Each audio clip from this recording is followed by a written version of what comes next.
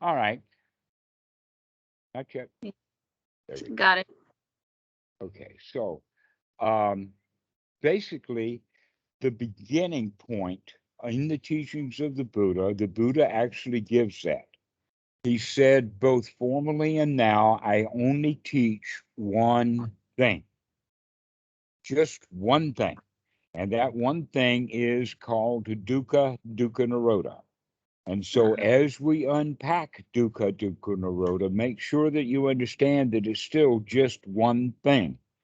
That, in Okay. fact, this is a major point. I've had this discussion with my good friend Dhamma over on the other island, and he's the one who brought it up first, and I congratulated him for that. When he says that the Dhamma is actually the teaching of the Buddha is very small, there's not much to it at all. Mm-hmm. And yet, most of the beginners, when they see Buddhism from the beginning, they see something very vast, very broad. Even by the numbers, they see he's got three of this and four of that, and four more of those things, and five of those, and seven of this, and nine of that, and 12 of this, and 16 of those things, and three of these, and four more of those things, and four more, etc. Lots of fours of things. And Mm-hmm. people get confused. But Mm-hmm. really, what we're talking about is by naming things by the numbers, that actually makes it easier to keep track of so that we get things whole and complete. And Mm-hmm. when things are whole and complete, it's very simple. But when things are all over the place, then it looks really complicated. Yeah, organization. Yeah, that feels Right. So, character. a whole lot of the teaching of the Buddha is about organization.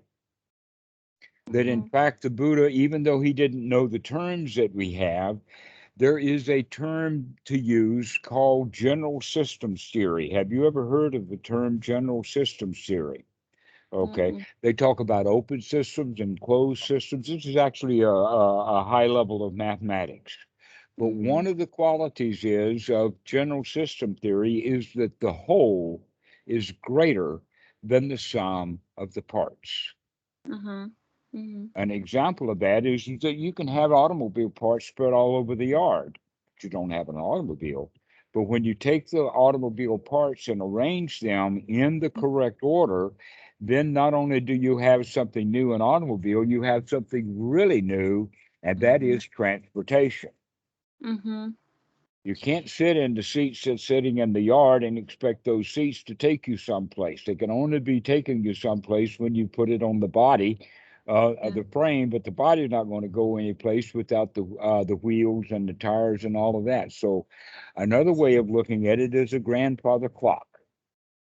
A Yeah. grandfather clock can only tick when all of the pieces of the clock are put together and functioning correctly. Okay. Yeah. Mm-hmm. And then it's a clock. It's something new. Before it was just a bunch of gears and springs and bolts and pendulums and cases and that kind of stuff. But when you put everything together in correct order, now you've got something new. Yeah. All right. So that's an important point. If we can get the mind put together correctly, then we're going to have something new. Well, isn't it our body already kind of a part of that system, and the mind is just the last part we're working on? Except that normally, because of the way that we have it, we're a crowd inside. A crowd means conflicted. We have Uh, conflicting interests. We want this and we want that, and that turns us into a crowd. Sometimes we know what the truth is, and we don't like the truth, so we tell a lie. Now we're divided inside. We're no longer whole. We're no longer integrated. So when we're lying, or when we want something, or when we're out of whack, that out mm-hmm. of whack means that we're not complete and not whole. But if a mind is whole and unified, then it is sufficient in and of it to itself. It's got all of the various pieces and parts together, and this is what would make the mind whole. Mm-hmm. The Buddha calls this unification of mind. Okay. Mm-hmm. Mm-hmm. Okay, and that when we are not unified in the mind, that means that the mind jumps from here to there to there to there to there. And when we have congruent thoughts, that means that we can go to, and stay on it and stay on it and stay on it because the mind is organized and unified. Okay, so the first teaching of the Buddha is the teaching, a very simple teaching of dukkha, dukkha, nirodha, and yet everyone makes a huge mistake about that. Mm-hmm. Okay, I think that we talked about it before when you called last time about the first noble truth is that dukkha exists, Mm-hmm. but that it's not life itself. That Mm-hmm. life is not suffering. That people see suffering, and then they make a big mistake and say, "Oh, it's because I'm alive that I'm suffering." And no, it's you're telling yourself to suffer. That's why you're suffering. Mm. Right. So, uh, uh, basically, what we need to teach then, or the way to look at it is that dukkha is to be seen immediately and changed into dukkha nirodha. Mm-hmm. Most Westerners look at it. Part of our culture is in the sense of delayed gratification. Okay. Okay. Delayed gratification. Learn your ABCs. Okay. Why do you learn your ABCs? So you can put simple words together. Why do you put simple words together? So you can put more complicated words together, and then you can take complicated words together and make a sentence out of it, right? Okay. Mm-hmm. So one thing after another, after another, after another, and you Mm-hmm. never get finished with it. So Yeah. our whole life is based in delayed gratification. And the teachings of the Buddha is all to learn about how to gain your gratification finally. Yeah. When are How you to? going to get the rewards? Yeah. Yeah. Yeah. Exactly. When do you get the rewards? Yeah, well, the answer to that is that you have been following the plan that you were given by society where there is no reward. Yeah. That the Yeah. reward was surreptitiously taken from you secretly. Here's an Yeah. example of that. The horse loves his pasture. He's got all kinds of plants and things to eat, and he gallops around, and everything is wonderful. And then the farmer comes in, puts a harness on the horse, fixes a plow to the horse, whips the horse until the horse plows up his own pasture. Yeah. And then, after the horse plows up his own pasture, guess what? The farmer plants fruits that the farmer wants to eat, and the horse is left with nothing but hay, perhaps. Yeah. Okay, we all live our lives like that. We live in a paradise of a child. A young child, 3 and 4 years old, lives in a paradise. And the Mm-hmm. parents put a harness and put a plow on and teach that child to plow up his own paradise. Mm-hmm. Mm-hmm. The Buddha talks about this in the sense of a woeful state, and he talks about it in the sense of being an animal. You've heard about being reborn as an animal. That's it. Being reborn as an animal means that we do things that we're told to do, and we do them and resent doing it. Yeah. No kidding. Okay. So that just like the horse got no pleasure out of plowing his field, the child gets no pleasure out of learning the ABCs. And we Mm-hmm. wind up living our whole lives not ever gaining the pleasure of the success. And so the teachings of the Buddha is all about how to learn to take pleasure in the success of this present moment, Okay. to stop delaying our gratification and start getting the gratification right now. Uh-huh. So, in other words, I talk about it in this respect that we have spent our whole lives talking ourselves into feeling bad. And now it's time to talk ourselves into feeling good, which means to talk about start gaining the rewards that we've already gotten Yeah. so that we can actually develop the skills that we need.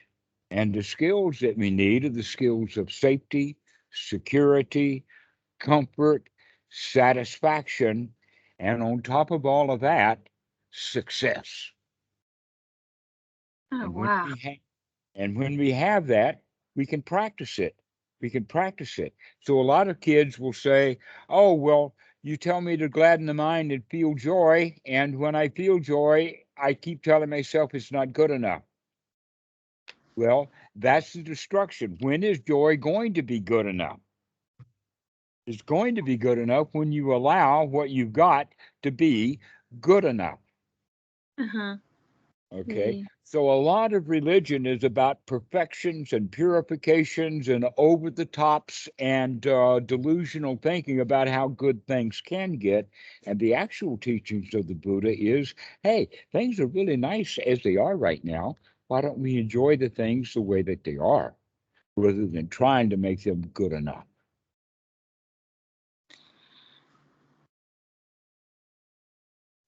I know what you're saying. And then it automatically goes to this thought, if I see a cat wounded or some animal wounded, I can't just ignore it. I But there is no wounded cat right now.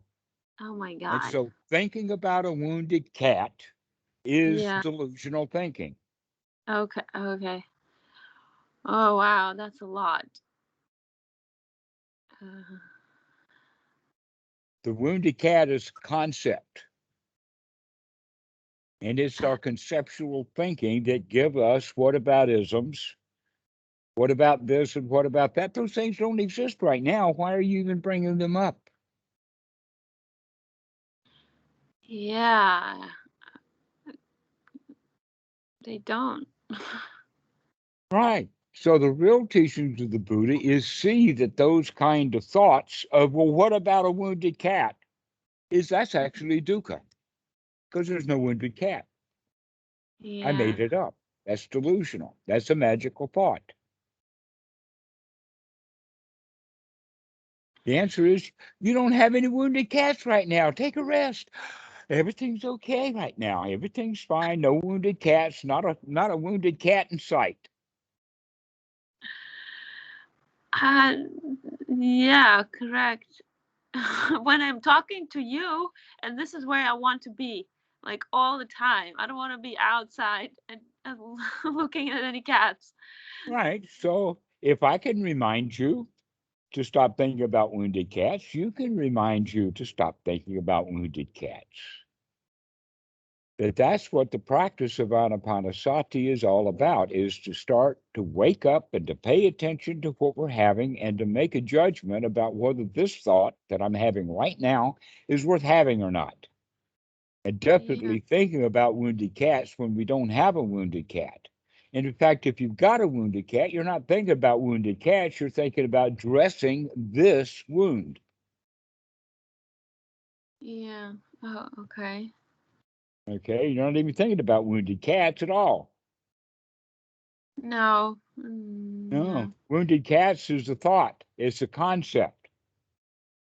And what we're looking at now is to come out of that conceptual thinking when we recognize that all of dukkha or all of dissatisfaction is caused because we're having unsatisfying thoughts.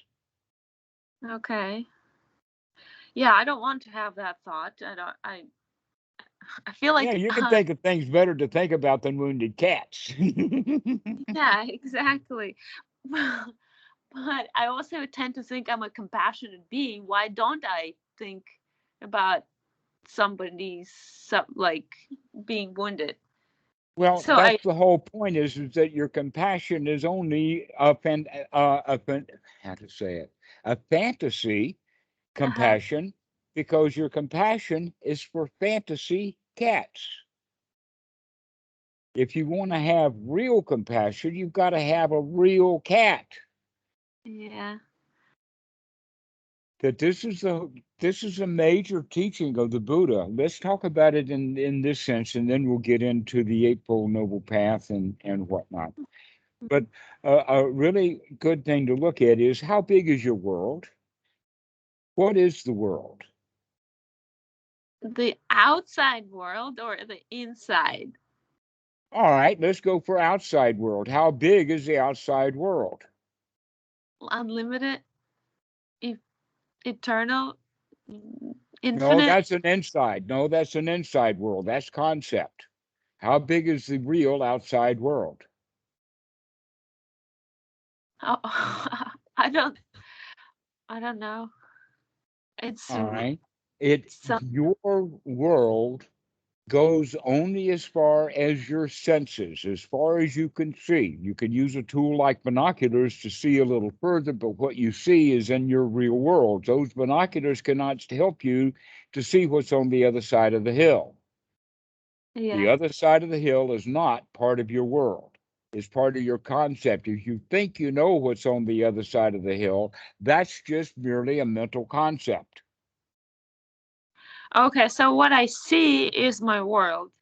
What you hear is your world. What touches you is your world. What you taste is your world. Your world is the five senses. Uh-huh. And yet, in our school system in the United States, they teach the children a conceptualized world. They give the kids planets, globes, Yeah, yeah. maps. They give them a whole list of names of countries and capitals and all kinds of things. And then the kid has to go into a physics class where now they're showing pictures of the Hubble telescope and they're expanding it off and off further and further into a conceptualized universe. But the real world you live in is the world of your senses, and most people don't live in the world of your senses. They live in a conceptualized world. Mm. Like your dead cat. Sorry, not dead, wounded cats. Yeah, yeah, yeah, yeah, yeah, that's right. That's right. Um, okay, keep going. So, All right. So if you are living in this world in this particular moment, an example of it is in the room that you're in, there are no alligators. correct. It's good for you to recognize there are no alligators. Look around, make sure that there's no alligators in the room. There is no alligators. How about pythons? Are there any pythons? I don't see any. How about cobras? I don't feel any. I don't And you smell it. and you have been all over that room before, and you Yeah, know for sure that there's no cobras. You've done an investigation. Any cobras that could hide in your room, you probably looked in that area and found that there were no cobras there, even though you weren't looking for cobras. You saw there were no cobras there. yeah, Okay. correct. You also know because of your hearing that there is no what do they call them? Uh, Mice? piece of cops that get in big heavy gear and break Oh, people's door downs. You know the squad yeah, of yeah, cops. There's nobody breaking your door down.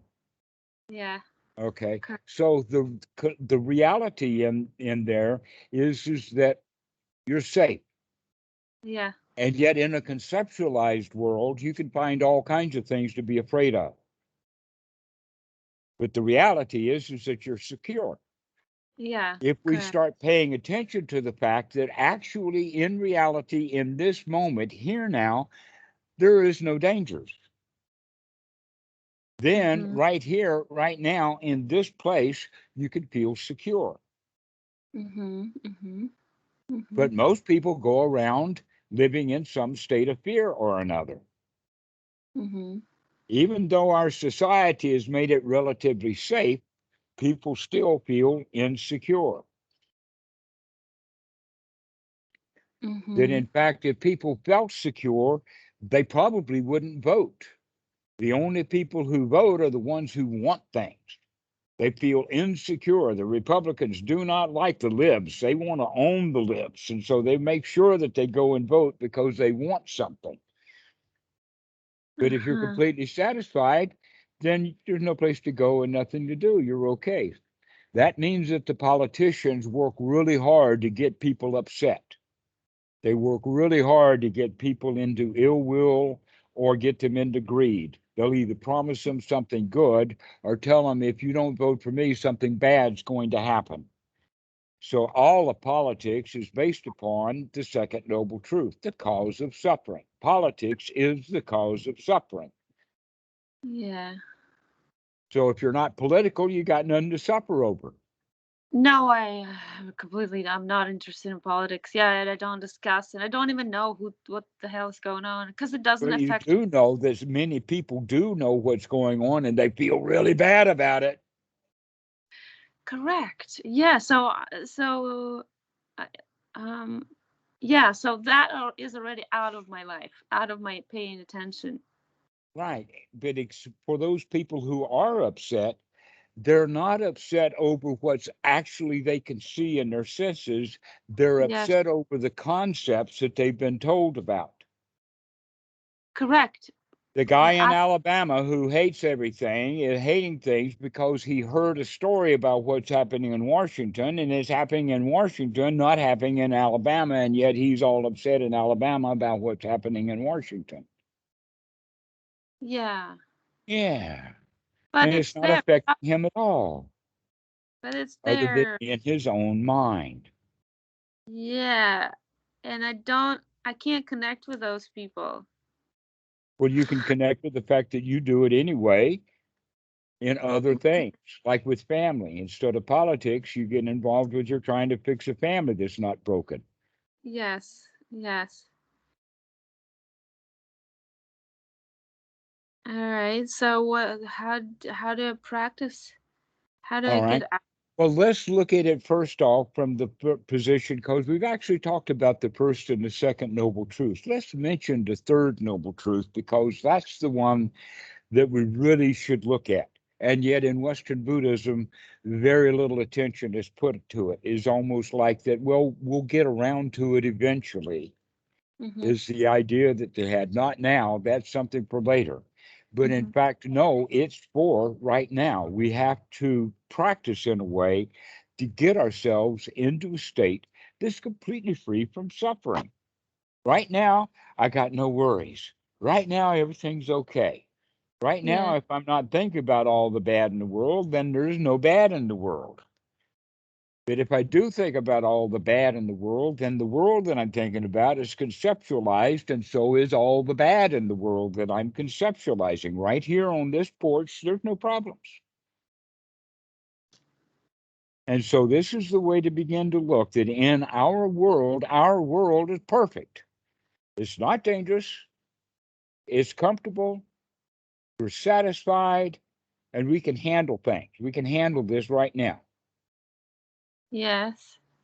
Okay, look behind you and see the ceiling sconce that you have, the lighting. Look Mm-hmm. behind you. Okay, Mm-hmm. all right. Mm-hmm. Does it need your help right now? Whew. No. No, doesn't need your help at all, does it?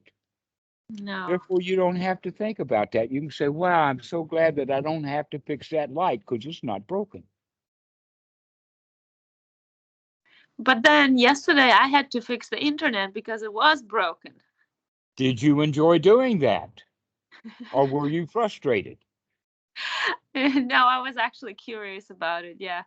I was curious how it's working and how All much right. money I pay, something like that. All right. So we can look at it in the sense that we can have a healthy, wholesome curiosity, Oh or yeah. instead we can be full of doubt, trepidation, and worry. Now, which one's going to be able to get the job done better? The one who Well, is curious and excited and enthusiastic about getting that thing fixed, or the one who is worried, oh, poor me, oh, what will happen to me? I don't have internet. Let me get see if I can find. I bet I can't fix it. Okay. So yeah. one of them that is full of joy and enthusiasm and in curiosity actually doesn't have any suffering in it when fixing the internet. That Right. fixing the internet is fixing the internet. Yeah. Suffering is optional. Yeah. Yeah. It's like the second arrow, right? You get hurt by the first arrow and then you start saying why Okay. it happened to me and this is very suffering. So before we get into then the actual teaching of the practice method, what they call the Eightfold Noble Path, and we'll talk Yeah. about that. But let me give you this concept first. Imagine that you've got a square. You've got a vertical bar here and a horizontal bar that way, dividing into 4 groups. Okay. Let us now say on the vertical axis on the left, you have, I don't want to do it. And I don't do it. And on the right, we have, I'm going to do that or I'm doing it. Mm-hmm. On the horizontal version, on the lower, we have, I don't like this. Mm-hmm. And on the top, it's okay. Mm-hmm. All right. So now we have 4 quadrants. We can either not do it and feel bad, or we can do it and feel bad, or we can feel good and not do it, Mm-hmm. or can feel good and do it. That's always a choice we have. And yet, almost always, people will go from, I don't want to do it and I'm okay, but if I do it, then I'll feel bad. The question is, can we get ourselves into the state of feeling really good without doing something? And then we keep that joy when we actually apply it to the doing of something. So there's a Bible verse that talks about that in the sense of whatever thy hand findeth to do, do with all thy mind, all thy uh, uh, heart, all thy Joy. strength, and all thy mind. Mm-hmm. Okay. What does that mean? It means look at what you're doing. Pay attention to what you're doing. Put some skin in the game. Don't do it half-heartedly. Put your whole heart in it. So this is what we're talking about. You have to be able to enjoy what you're doing. Why should you go around plowing your own field, doing what you're told to do, and not getting the benefit out of it? Why don't you Mm-hmm. walk around in your own pasture? Mm-hmm. Why do we go around doing things that we don't want to do? Well, listen, like when I'm listening to you, when I'm doing that, like when we're doing this, this is where I'm paying attention only. This is exactly where I want to be. And but how do I how do I Okay. take and The answer to that is the Eightfold Noble Path. Let's look at it. Okay. yeah. The first item on the Eightfold Noble Path is right noble view. Right noble view is not the same thing as holding a world view. Holding a world view is either wrong view or ordinary right view.